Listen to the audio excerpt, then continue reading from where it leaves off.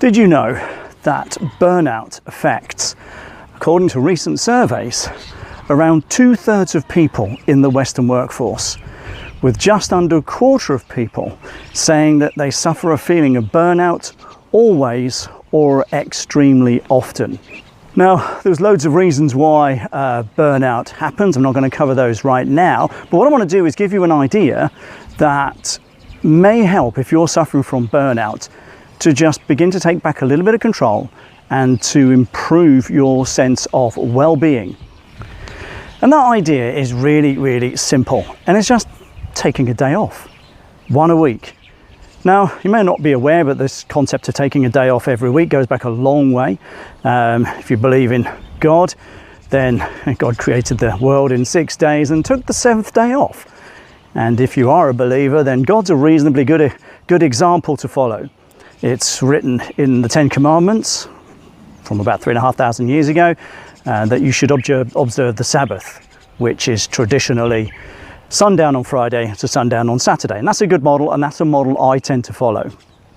So why is it that you should be taking a weekly day off? Well, I'm going to cover a handful of reasons and give you some ideas on what you can be doing and what's recommended by those who know a lot more than me on your day off. First of all, and arguably the most important, having a weekly day off helps to prevent burnout.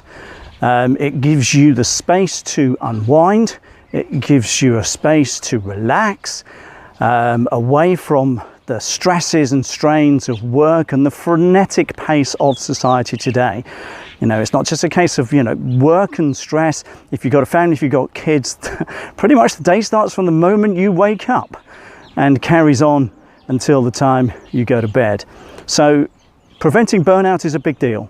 And if you don't want to be one of those statistics, 2/3 of people, according to a handful of different surveys, suffer from some kind of burnout. So that is arguably the key reason why you should be taking a day off each week.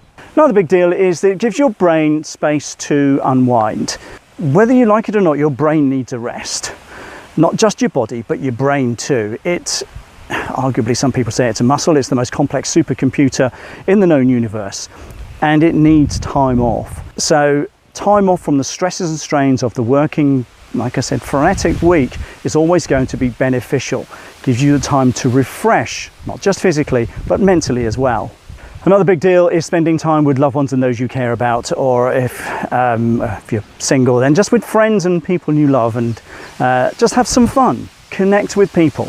Go and connect with some kind of community. A lot of people, if you're a believer, will go to church, and that to them is community. In fact, to be honest, the word church means community. So go and spend time with those you care about and those you love. I can promise you it'll be incredibly refreshing. And if you've got kids, they will appreciate this more than you could possibly imagine going forward.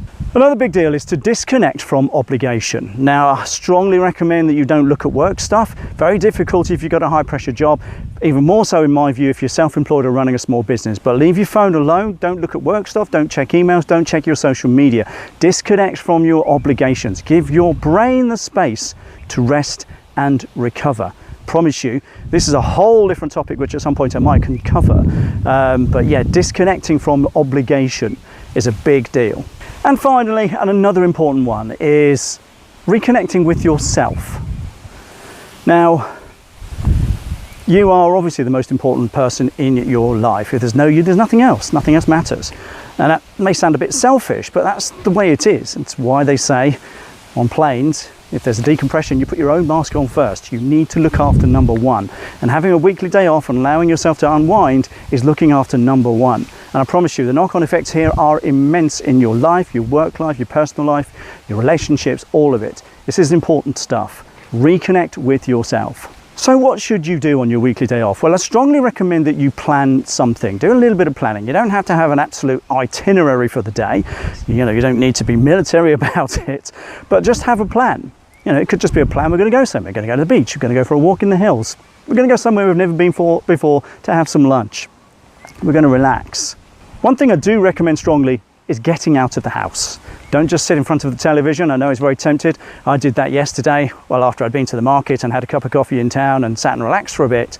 I was binge watching a series for pretty much all day, but I don't mind. It was easy to give myself a hard time for not being so productive. I thought, hang on a minute, this is my day off. And so I thought, okay, I'm just going to go with this and enjoy it, relax, and catch up the following day. And it's not a problem. Nobody died. So get out of the house.